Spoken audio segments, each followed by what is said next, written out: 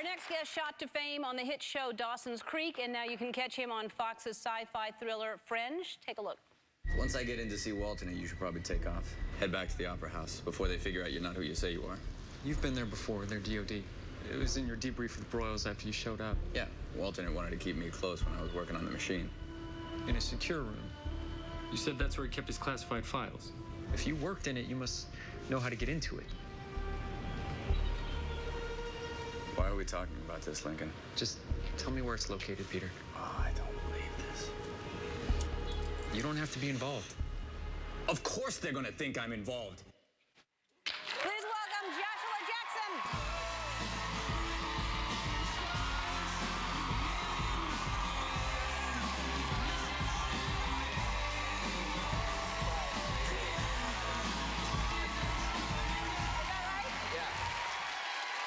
So it's your first time here. It is, it is. I don't know why that is, but welcome. Thank you. Good to be here. Yeah. Be gentle. Thank you. And now, where do you live? Well, we shoot up in Vancouver, which is my hometown, so that's Beautiful, great. beautiful place. Vancouverites here? Excellent. I told my mom to be quiet, but she's just, she's unstoppable. We've been up in Vancouver for the last 4 years. And then, in theory, I've been with a woman named Diane for the last 5.5 years. So, I agree. In theory, we would spend half of our life in Paris and half of our life in Los Angeles, but we've never quite been able to work that out. But, so when you say in theory, have you been there at all?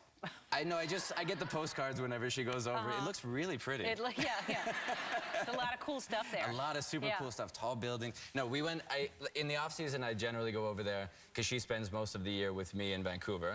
And so I spend, 2 or 3 months out of the year. And then whenever the show is finished, hopefully I'll try and get it up to like 6 months and learn the language and become sort of Parisian, I guess. Yes, well, it's beautiful there. And so you would like to live there 6 months a year, which means you must really like it there. Well, I like her a lot. I'm pretty particular to her. Wherever she wants to go, I'm going to be okay with that. But I love the city. And, the legend of the angry Parisian, I think, is a bit overblown because my experience has been pretty good there. I've always had sort of, they at least try to speak English and they haven't been too rude, right? You've had this sort of same experience in Paris? No, they've been rude to me. Oh. Right. Yeah. Now, sorry about that. I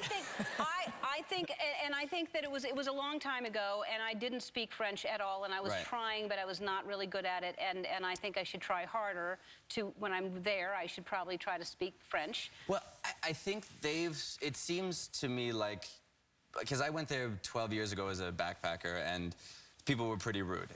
Or I guess, God, that's even longer, 15 years ago as a backpacker. But it seems like Parisians have come to understand that people want to come and visit them, and that's okay. Yeah. So they at least make the effort to be more sociable, except for the waiters. Other than the waiters, everybody's pretty sociable. That's who I'm talking about. The waiters, they were the rude ones. And I'll tell you, there's a place close to, and I won't bust them because they'll never serve me again if they hear me say their name, but there's a place close to where we live in Paris. And every time we walk in there, Diane and I, they like fall over themselves. Oh, Diane, it's so good to see you. Please come in, have this best seat in the house. What can we get you? And I go in there by myself, and I swear to God, I could light my hair on fire, and they wouldn't give me a table. Really? Oh my, it's like, I mean, seriously, I've stood there in the middle of the restaurant with my hand up, just going, please, I just want a cup of coffee. It's why they love her, because she's French? She's Is she German, French? which She's is German? really weird. Oh. You'd think, like, a bit... I thought that's why they loved her or something like that. Maybe. They're intimidated, maybe, after that whole Next issue time last I go, century. I'm wearing a beret the whole time, just to try to... Well, you've got this straight. You're halfway there with the striped shirt. You're almost there. I know. I'm planning on I'm starting now. Exactly. Easing your way into it. Let's talk about Friends. It's the 4th season. Is that correct? That is. And and tell people that have not seen the show what it's about.